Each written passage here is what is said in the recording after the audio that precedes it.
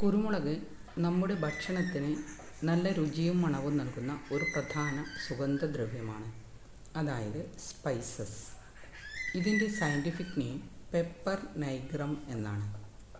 ഇത് ഒരു ക്ലൈംബർ ചെടിയാണ്.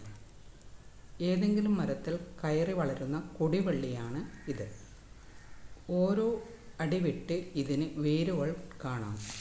ഇത് ആ മരത്തിൽ പറ്റി വളരുന്നു.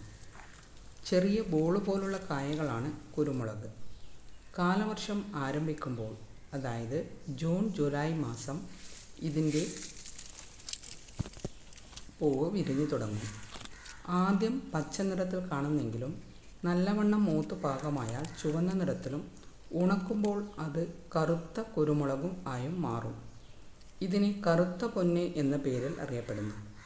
പാകം വന്ന കുരുമുളകിൻ്റെ പുറംതൊലി നീക്കിയാൽ വെള്ള കുരുമുളക് ലഭിക്കും. ചുമ, പനി, ജലദോഷം തുടങ്ങിയ രോഗങ്ങൾക്ക് കുരുമുളക് ഔഷധമായി ഉപയോഗിക്കാറുണ്ട്. ഇതിനെ മസാലകളുടെ രാജാവ് എന്നും വിളിക്കാറുണ്ട്.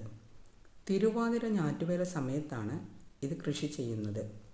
ഇതിൻ്റെ തണ്ട് ഏകദേശം 15 സെൻറ്റിമീറ്റർ നീളത്തിൽ മുറിച്ചാണ് കൃഷിക്ക് ഉപയോഗിക്കുന്നത്. കേരളം കുരുമുളകിൻ്റെ ജന്മദേശമായി അറിയപ്പെടുന്നു. ഇത് നമ്മുടെ ഒരു മികച്ച മലഞ്ചരക്ക് വ്യാപാരമാണ്.